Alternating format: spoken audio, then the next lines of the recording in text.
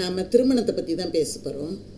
திருமணம் காதல் திருமணம் செய்து கொள்வது நல்லதா, இல்லை பெற்றோர்கள் பார்த்து திருமணம் செய்து வைப்பது நல்லதா அப்படின்னு பார்த்தா எல்லாமே இன்றைக்கு குழப்பத்தை தரக்கூடியதாக இருக்கிறது. எப்படி பண்ணுறது அப்படின்னு புரியலை. அது ஆணாக இருந்தாலும் சரி, பெண்ணாக இருந்தாலும் சரி. அப்போ நம்ம என்ன தான் பண்ணுறது அப்படின்னா, உலகத்தில் நடக்கக்கூடிய நம்ம கண் முன்னாலே நடக்கக்கூடிய அந்த காட்சிகளை பார்க்கணும்.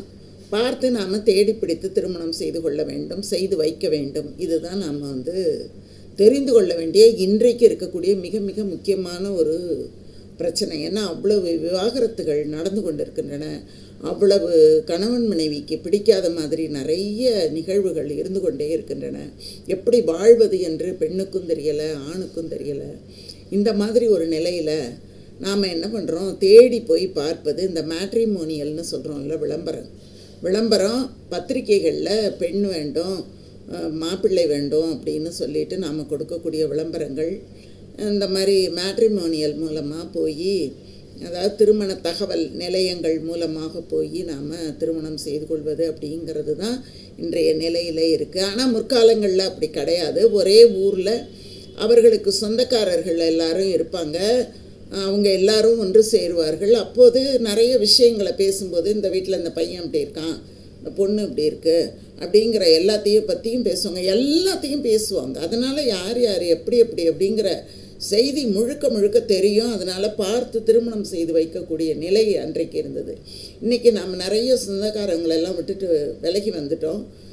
தேவைக்கு மட்டும்தான் ஏதோ ஒரு அரை மணி நேரம் 1 மணி நேரம் பார்க்கக்கூடியவர்களாக இருக்கிறோமே தவிர, மற்றபடி அவர்களோடு வீட்டில் தங்குறதோ, இல்லை நாம் அங்கே போய் தங்குறதோ, அதை பற்றி எல்லாம் பேசுகிறது, அதெல்லாம் இப்போ ரொம்ப குறைஞ்சி போச்சு. எங்கோ ஒரு சில இடங்களில் தான் இருக்குது. பெரும்பாலான இடங்களில் குறைஞ்சி போயிட்டுது. இப்போ நம்ம தொலைக்காட்சி விளம்பரங்கள்ல எல்லாம் பார்த்திங்கன்னா, உங்களுக்கு பெண் வேண்டுமா, பையன் வேண்டுமா, இதோ இந்த தகவல் நிலையத்தில் நீங்கள் தெரிவிச்சிங்கன்னா நல்ல மணமகனை தருவோம், மணமகளை தருவோம் அப்படியெல்லாம் சொல்கிறாங்க. நிறைய நிகழ்வுகளை நேரடியாக நடத்துகிறதையும் நம்ம நிறைய பார்த்து கொண்டு இருக்கிறோம்.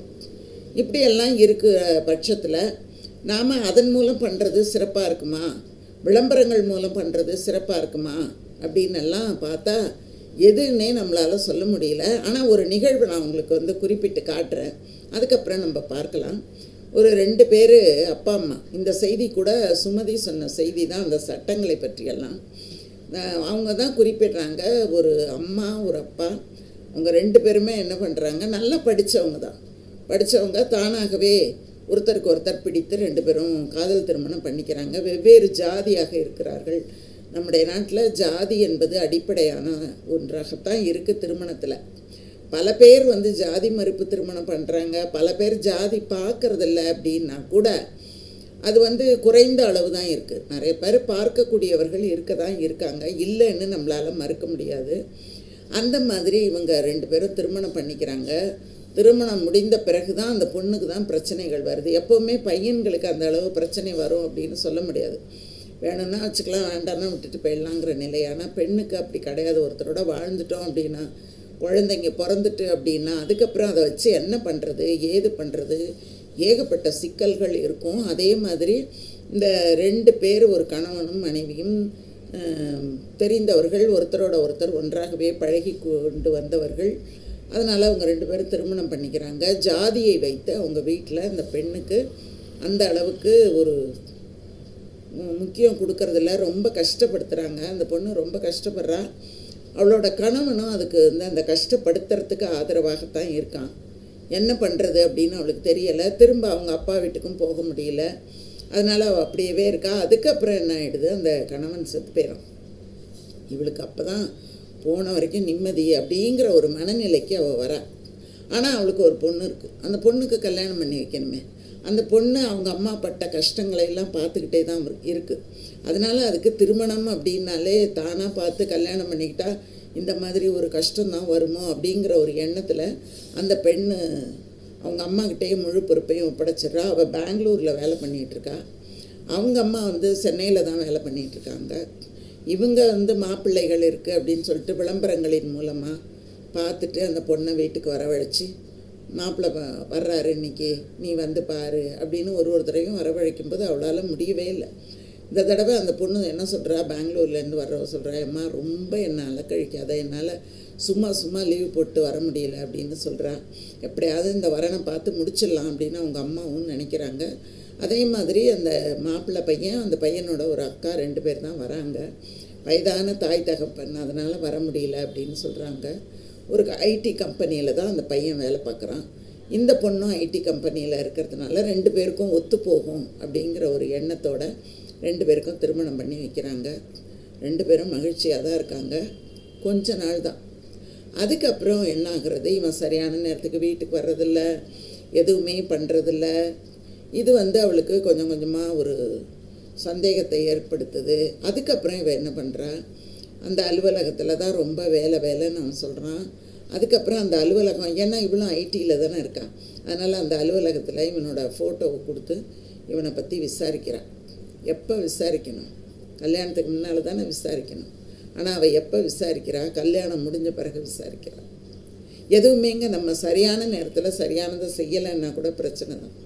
விசாரிக்கும்போது என்ன சொல்கிறாங்கன்னா, இவன் +2 தான் படிச்சிருக்கான், எங்கள் கம்பெனியில் கொஞ்ச நாள் எடுபடி வேலை பண்ணிகிட்டு இருந்தான், இவனோட இது சரியில்லை, ஒழுக்கக்கேடு, அவன் நாணயம் இல்லை அவங்ககிட்ட, அதனால் நாங்கள் வேலையை விட்டு அவனை அனுப்பிட்டோம் அப்படின்னு சொல்கிறாங்க. இவளுக்கு ரொம்ப வருத்தமாக இருக்குது, இப்படி ஆயிடுச்சே நமக்கு அப்படின்னு சொல்லிட்டு அவள் என்ன பண்ணுறா, அவனுக்கு தன்னோட கம்பெனியில் ஏதாவது ஒரு வேலைகளை வாங்கி கொடுக்கலாம் அப்படின்னு அவள் முடிவு பண்ணிவிட்டு அவங்ககிட்ட கேட்குறா, உன்னோட சர்டிஃபிகேட்லாம் கொடு, உன்னோட ஆஃபீஸ் தான் இங்கே ஒரே பிரச்சனையாக இருக்குல்ல, நான் எங்கள் கம்பெனிலே உனக்கு வேலை வாங்கி கொடுக்குறேன் அப்படின்னு அவள் கேட்க ஆரம்பிக்கிறா. அதுக்கப்புறம் அவளுக்கும் அவனுக்கும் ஒரே சண்டை, ஒரே பிரச்சனை, ஒரே விவகாரம் ஆகிடுது.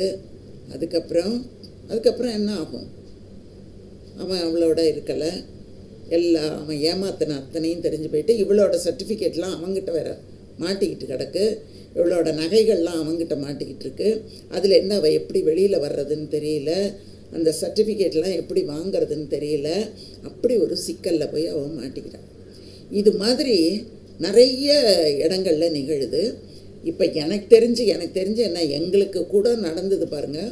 ஒரு தடவை ஒருத்தர் எங்கள் வீட்டுக்கு ஒரு ஜாதகம் அனுப்பியிருந்தார்.